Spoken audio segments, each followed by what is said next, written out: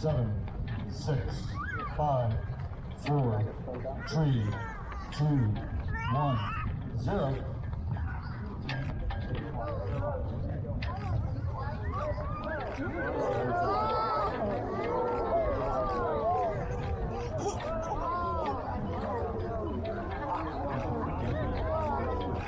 My name is Kirk Alan Moen. I was born in San Gabriel, California, the Los Angeles area. I graduated from Indio High School in California.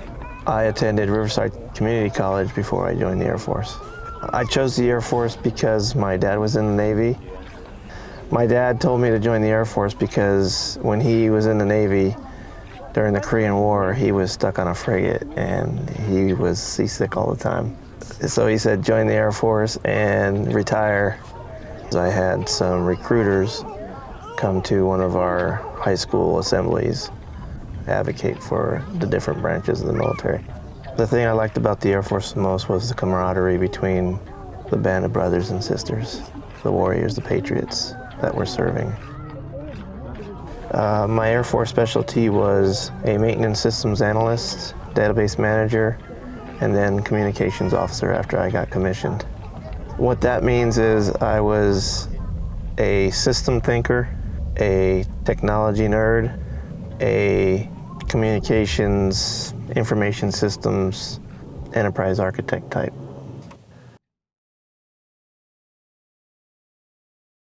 I served at Lackland Air Force Base, Chanute Air Force Base, March Air Force Base, RAF Fairford, RAF Mildenhall, Kelly Air Force Base, Randolph Air Force Base, Eglin Air Force Base, Peterson Air Force Base, and Schriever Air Force Base. I was also deployed to Al Udeid, Qatar, and I also went to tech schools at the Gunner Annex at Maxwell Air Force Base and Shepherd Air Force Base.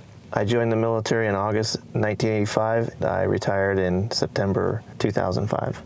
I am Captain Kirk of U.S. Space Command. I retired in GPS, ground systems. I was one of a ton of people that were modernizing GPS to the architecture evolutionary program. I joined the military as an Airman Basic, didn't believe I was college material, really didn't have much confidence or self-esteem even. The son of two alcoholic parents, my mother often on with drugs, growing up in LA. And I had 2 years where I went out to the country in Cheyenne when I was 8 to 10. That kind of showed me a different world. And I went back to LA, graduated high school out there, was driven to graduate with great grades so that I could join the military.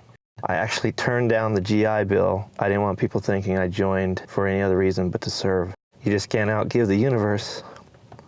I ended up getting 2 degrees while I was in and a full ride for my PhD from the post 9/11 GI Bill. And I was a fast burner, senior airman below zone, staff sergeant first time. Took me a couple times to make tech, a couple times to make master. I just did the best I could every job I had. You know, I tried to be the go-to guy, and I tried to teach people everything that I knew so that they could be the go-to guys and gals. My most vivid memory of my service was when I deployed to Al Udeid, Qatar. I volunteered and I felt like I had the greatest impact during that time frame. Also the 4 years that I was in England at RAF Fairford and RAF Mildenhall, because it really opened up a world perspective for me. The thing that was so different about Qatar was it was a forward operating base. There were NATO, multinational coalition forces. We were providing the entire area of operation and theater comms, intel, and I was running the SATCOM facility and network tech control, circuit actions, the whole nine.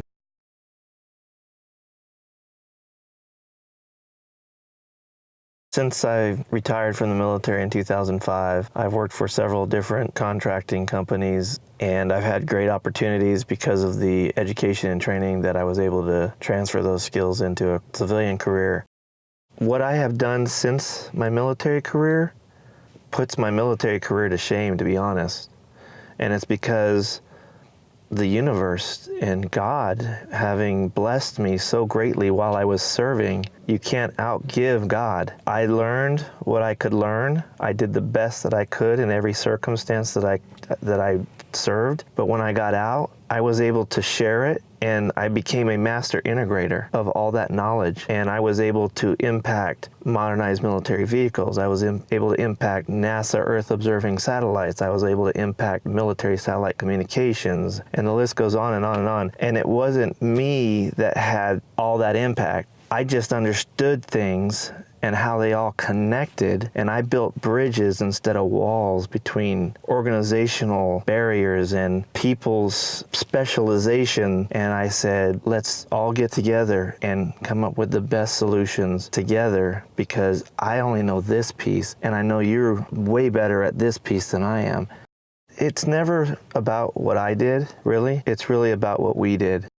The big life lessons that I learned in the military was, it's not just about the USA. It's really about humanity, and it's caring about humanity and caring about our planet and caring about your fellow people, defending those that cannot defend themselves and standing up for those that cannot stand up for themselves, whether it be slaves, women, children, any oppressed people. I think there's just a bigger picture. It really comes down to oneness. We're all one, we're all connected. I think it's really about just loving your fellow human. Freedom and liberty that people take for granted in America just doesn't exist in some places. It's one of those things that you don't really know what you don't know until you see something different. I've been to Singapore, Thailand, all over the place. These other countries, some of them have really different approaches to the same problems, and some of those approaches are actually better than what seems to be happening even in America. And it's good to see what we do well and what we don't do as well as other countries. And it's also good to see you don't know what goodness looks like until you know what hatred looks like. You just get a bigger picture of what freedom really means. You really figure out the cost of freedom.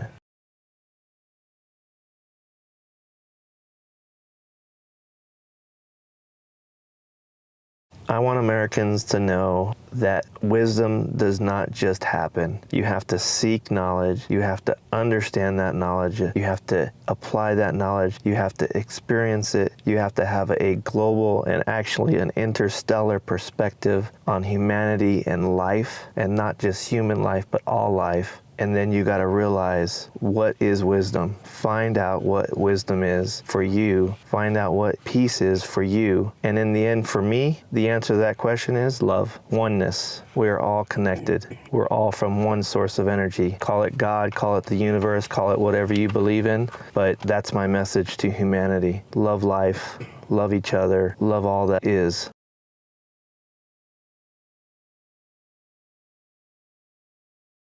My hero is every man, woman, and believe it or not, child, because we've had children who have served our country and died for our country and for other countries to have the liberty and the freedom, some semblance of justice when there was none. Everybody that has ever served in any capacity, whether it be Civil Air Patrol or Coast Guard or any branch of the service, and to be honest, not just in America, but anybody that put their heart out there fighting for freedom and liberty, a better humanity from every country. Those are the people that are my heroes. Those are the people that I went to serve beside, and I will die a good death beside at any time when I'm called upon, until the last breath I take.